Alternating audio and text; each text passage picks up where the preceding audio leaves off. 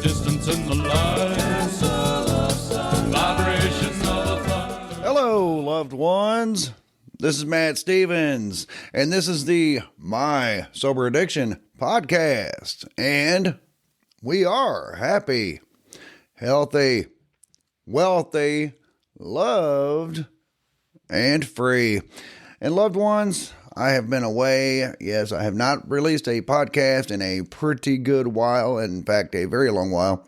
It just had to be put on hold. And I had recorded a few episodes here and there, but they just weren't very good. They just weren't. That's all I've got on that. They just weren't up to snuff. And I believe it was because I was just distracted. I had a lot of things going on in the personal life. Nothing that's exactly me directly, as far as personally goes, just people in my life. And, well, I needed to be there for them. But, I'm back now. Yeah, I had to take a break, had to put things on hiatus.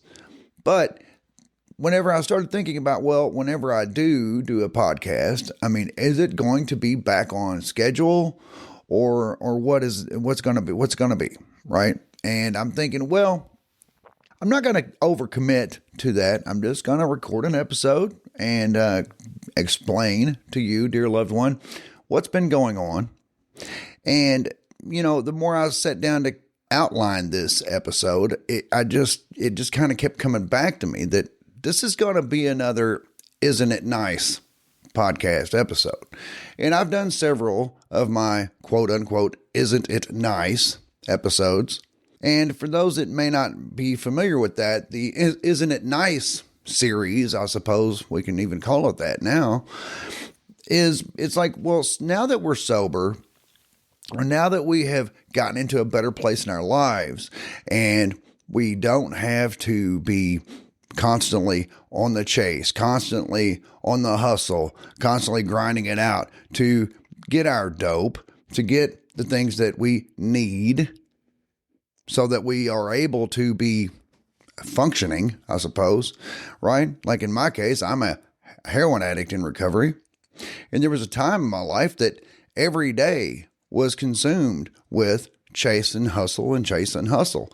Why? Because if I didn't, then I would end up dope sick. And then when you're dope sick, you damn sure can't do anything, right?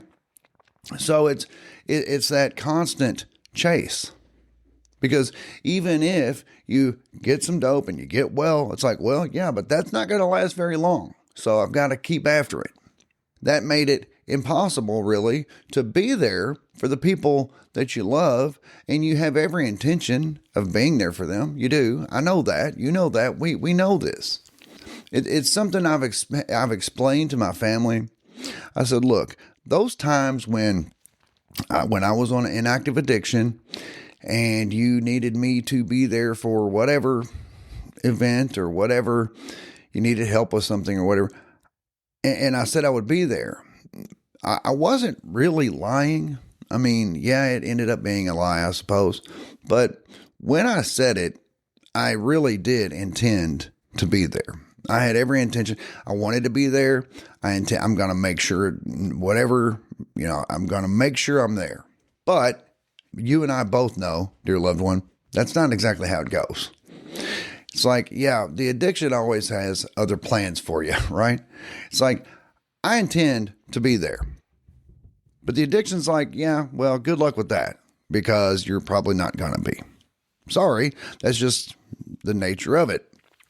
And so that's what the Isn't It Nice things have been about. Like the first one was during a big blizzard we had last year, and I was stuck in the house and just standing there looking out the window. I was in my fleece sweats and I was standing there in the window with a nice hot cup of coffee looking out at the snow just coming down. And I was like, wow, isn't it nice that I just get to sit here and do this?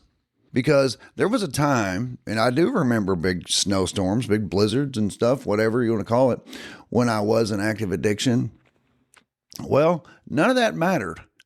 It did not make any difference. I had to still get out and hustle and grind and get my dope. It did not make any difference if there was 2 feet of snow on the ground. That that didn't matter. It still had to be done. Addiction doesn't take time off because the roads are closed. It just doesn't. You've got to figure out another way to make it happen.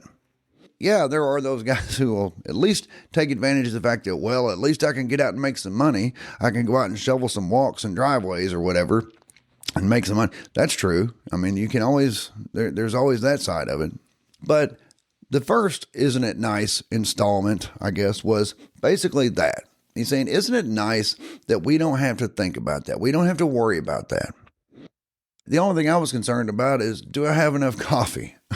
Do I have enough coffee to, because I don't have to worry about getting out and go to the store for the next couple of days. And yeah, it was very nice. But at the same time, I think back on it and I think, gosh, my heart breaks because I know there are people out there who are still struggling, who are still suffering, and they are out there trying to make a way to get their dope so they're not dope sick and laid up somewhere. I don't have to get into the details of that. Dear loved one, if you haven't experienced it firsthand, you probably know what it looks like. Otherwise, you wouldn't be listening to this podcast. So I'm like, my heart was breaking because I'm just looking out the window at that and I'm like, yeah, they're out there. They are out there and they are freaking out. How am I going to get my dope? How am I going to get well? How am I going to stay well? How am I going to get to my dope man? How am I going to get out there and hustle it up and make some money so that I can go see my dope man? All that. And it's a terrible feeling. It fills you with dread thinking, oh no, am I going to have to do this? Am I going to have to do this? Right? Yeah, my heart was just breaking for knowing that they're out there. And it makes you just want to go out and find them and grab them and say, listen, this is insane. Stop. Just stop. Get in treatment. Let's go today. I will drop you off. If they don't have a bed for you, that's fine. There's hospitals you can go to until you've got a bed available. There's detox facility, like the short term, 4-day, whatever, 5-day. And then they've got pull at the actual rehabs that they can get you detoxed and then get you transported straight to rehab right after. Anyway, my point is, we just want to go out and grab them up and just be like, listen, this got to stop, right? It's got to stop. And it gets better. It really does. I know that you think it's not going to be better. I know that you think that this is going to be really bad. And I'm not going to tell you it's not, because it is. It sucks. Going through the detox and the withdrawal and everything that entails, yes, it all sucks. However, it gets better faster than you think. I'm not telling you anything, loved one. I'm really just saying the things that I would love to say if I could go out and grab people up and take them. But the flip side of that is, I know that they're not going to hear me. I know that if they even admit that they have a problem at all, they're going to say, yeah, I'm just not ready for that. Right? They're going to humor me. And that's if they even admit it at all. Dear loved one, you know as well as I do, the chances of them even going that far, pretty slim. In most cases, they'll be like, oh, no, man, I don't know what you're talking about. I'm fine. I don't have a problem, blah, blah, blah, whatever.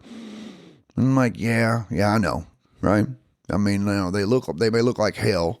But then again, I also think, I found in the back of my wallet a couple of years after I'd gotten sober, I had found an ID that I had made while I was pretty bad strung out. And I remember that day. I remember going and getting that ID made. I don't remember what I had to have it made for. It doesn't matter. But the point is, I remember going to the DMV to get this ID made.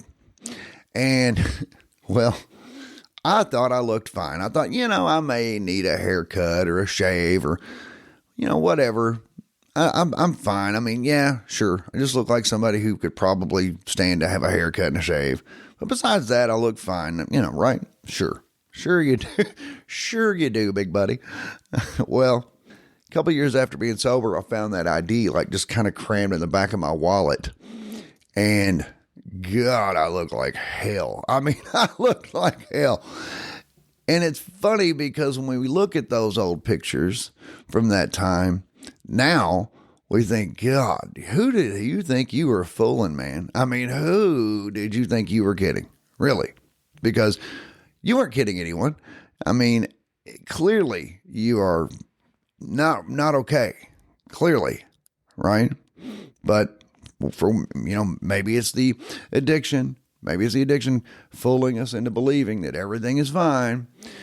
I don't know. I mean, maybe it is. But yeah, I think about that. So whenever I want to go out and just start grabbing people up and saying, let's go, or I got to get you to rehab. I mean, I hate it. But if they're not ready to go, they're not going to do it. And then that's just going to be frustrating for everybody. So I don't know what the answer is. It's like, well, we can't just leave them out there and let them die. I mean, I know that. I mean, I don't know what the answer is. I guess the only real answer is to make sure that they know that there is help available. And they know that they do have someone somewhere, someone they can call, somewhere they can go, whatever the case may be, when they finally have realized enough is enough, I've got to go do this. Anyway, didn't mean to get distracted and sidetracked on that. But I had done those Isn't It Nice podcasts, and I'm like, whatever I started to outline this one, I realized, well, this is going to be another one of those. So yes, I have been away from the podcast for a pretty good while now. Had been doing a couple of episodes with Clive and with Dom, and I love those guys, and I hope to continue doing some of those with them. I know they've been doing some pretty cool stuff with their other podcasts, such as Clive's Breaking My Addictions and the Curious Threads. Well, I think he's been doing more with the Curious Threads, actually, but I don't know. We're going to talk with Clive very soon, I hope. I'm still in the chat with them, but it's been so busy with things going on that I've kind of even just had to put it all on hold. So isn't it nice that now that we are clean and sober, now that we don't have to constantly be chasing, we don't have to constantly be on the hustle, we can now truly be there for the people that love us, for the people that we love. Well, almost 2 years ago, my stepmom passed away, and she's a big part of my life. I've known her since I was, 6 years old. Big part of my dad's life, that's his wife. And really, it was always kind of expected that my dad would go a lot sooner than she would. I honestly expected her to be around at least a good 10 years after him. And he's still here, and here we are. My dad sometimes needs my help with things, right? I mean, it's overwhelming, a lot of the things. So it's like, isn't it nice that we can be there for our loved ones when they need us to be? When they call us and they say, hey, I need you to help me with this. And you can say, yeah, I'll be there at such and such time or whatever. And you can really do it now. As I said before, they may call, and we fully intend when we say it, yeah, I'll be there. We do intend to be there. I'm not saying that we are purposely lying to people, even when we are in active addiction. We fully intended to be there. But the addiction, of course, always had other plans. It was always like, yeah, no, we're not going to be able to make that. I'm sorry. Yeah, you just told your dad you're going to be there, and guess what? You're not. Anyway, but now, isn't it nice that we can actually do it? If we say, hey, yeah, I'll be there Saturday at 2, we can get whatever that is that, you need help with knocked out. And guess what? Saturday at 2 comes along, you're there. And then if it ends up taking longer, or if you end up just talking about some things, or if you decide to go out and get some dinner afterward, okay. You're not thinking, oh God, I got to hurry up and get out of here. I got to hurry up and get back over here to get on my hustle. No. If it takes all night, no big deal. No big deal. As long as I don't have to go to work. I mean, obviously that's a different subject, but still, isn't it nice? Speaking of which, going to work, isn't it nice that we can go to work? Because that's why people in active addiction can't keep a job. It's not that they don't want to. It's because they can't. They can't get away from the hustle long enough to do that. But that's getting off the subject. Lately, I have been just so thankful that I'm able to be there for the people around me that love me, and I love them. And maybe they need me to be there. Maybe they just need some moral support. Maybe it's just somebody sit and have dinner with them, right? It's like my dad and my stepmom would always go to dinner on the weekends.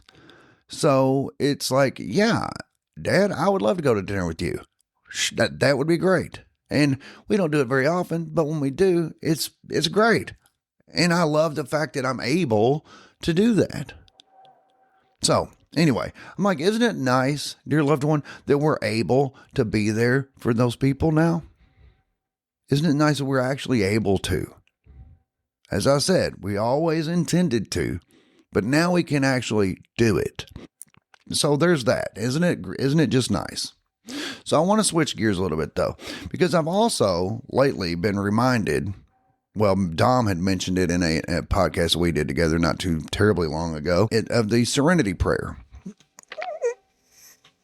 Yes, the great serenity prayer. It's that God grant me the serenity to accept the things I cannot change, the courage to change the things I can, and the wisdom to know the difference. And, there is a longer version of it, but that is, for what I've always known to be the serenity prayer. In fact, I wasn't even really aware of the fact that there was a longer version of it, full version, I guess is what they call it, until I was prepping for this and I Googled it to make sure that I remembered it exactly right. So, and they're like, you mean the short version or the long version? I'm like, the what? So there is a longer version if you're curious. But yes, as far as the serenity prayer is concerned, I had to accept that the podcast had to go on hiatus. It just did. There was a lot of things going on. And while I am so grateful that I am able to be there for the people that need me to be there, it just had me distracted. I'm not saying I could not have recorded some episodes. As I said, I did, but they just weren't very good. They just weren't. My head just wasn't in the game. So, and I know you're thinking, hey, Matt, when's your head ever in the game on this thing? Well, you may have a point there, dear loved one, but hey, whatever. Here we go. It's just, this is an old school one. This is just when I get on here and just ramble for about, 25, 30 minutes, and then we call it good, right? Until next week. But, as I was saying, I had to accept the fact that the podcast had to go on hiatus.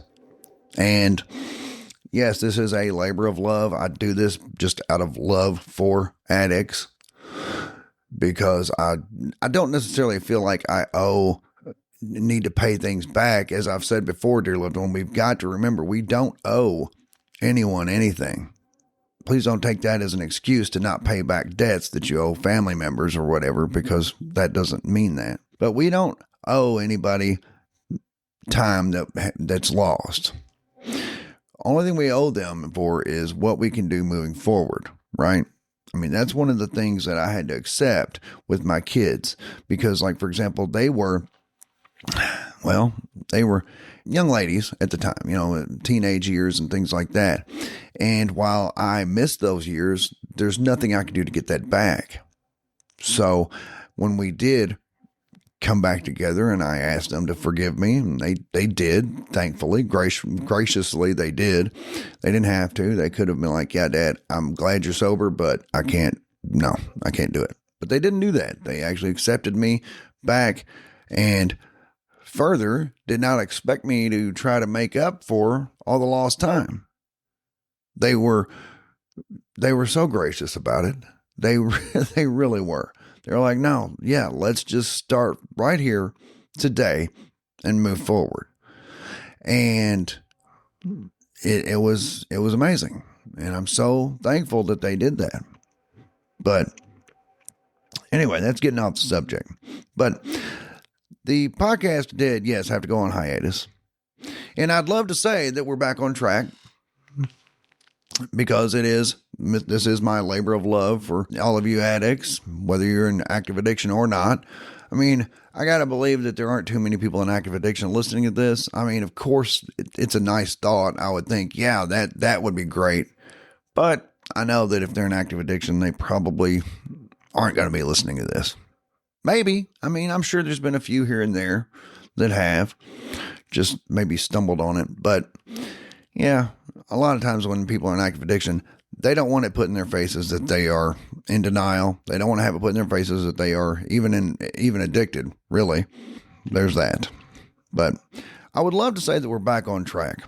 And maybe I would probably be better to continue on with more of the candid conversations, the less edited versions, and maybe not so much just structured. And again, I know you're probably thinking, when the hell has your podcast ever been structured, Matt? Well, you might be surprised. If you saw my outlines, you might be like, oh, well, I guess you might be a little bit structured there.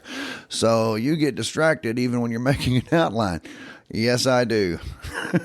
I sure do. And that's okay. Because, well, if anybody's going to understand somebody who can get scatterbrained and distracted, I would like to think it would be you, dear loved one, because you probably are the same way. Maybe, I guess. Yeah, probably so. But I'm like, well, I don't want to do that. I don't really want to overcommit. I don't want to say, yep, we're back. We're back on, every Monday evening. There's going to be an episode released every Monday. Without fail, that's what's going to happen. Although, it's like, yeah, but it doesn't always have to be a full episode, Matt. You can do those 10-minute episodes, just a quick word of encouragement. And I'm like, yeah, that's most likely what I've always should have been doing, but I didn't. So I'm going to proceed with cautious optimism. That's the point I'm getting at, dear loved one. Cautious optimism that the podcast is back on track. And I would love to do an episode with Clive and or Dom again very soon. But I've also got some other people. If you remember Joy, when we did the episode with Joy, she has someone that she has recommended I do an episode with. And I'm really excited about that. Anybody that Joy's going to recommend is probably going to be really good, right? I mean, if you listen to the episode with Joy Downey, then yeah, anything she recommends is going to be pretty good, I got to believe. And also, Clive has mentioned has made a few recommendations also. So, yeah, I'm thinking I really would like to get back to doing more interviews or just not doing the solos as much. And we'll see how it goes. Like I said, cautiously optimistic. But I have been making the YouTube videos still. They're just really candid, impromptu chats. No, they're not about addiction. They are more the esoteric woo-woo stuff that I like to talk about the spirituality and hermeticism and things like that I am so interested in also. If you're interested in hearing those, I would really appreciate it if you could get on the YouTubes and subscribe there. It's just Matt Stevens, MSA, and that would be fantastic. I would really appreciate that. Also, I am still on X, and I have sometimes been sucked into those rabbit holes on X that are not really healthy for your mind. I'm not going to lie. So sometimes I take a break from X just because it's like, no. I'm not going to go there and get all sucked into some rabbit holes. It's just kind of mind poison, really. But I've been catching myself in the act a lot earlier lately, nipping it in the bud. Just like, nope. Going to stop that right here, right now, because we don't need to go there. But yes, dear loved one, I am cautiously optimistic that the podcast is back on schedule. But if it's not exactly every Monday evening, well, I hope you have your notifications set for whenever it does drop, and you will be notified that I have dropped a new episode. Besides that, loved one, if you have someone that you would like to hear me do a podcast episode with, maybe it's you. That would be great. If you want to do one, let's do it. Get a hold of me. You can always find me on mysoberaddiction.com. Email me through there, and I will get with you and see what we can do to come up with a game plan on that. Or if you just have a recommendation, it's like, hey, I know this person that you should probably do a chat with. That would be fine too, dear loved one. And just in either case, mysoberaddiction.com will get you to me. Anyway, loved one, but that's what I got for you. I do love you. Please remember, I always do. And I'm here for you as well. And I will be back directly. Distance in the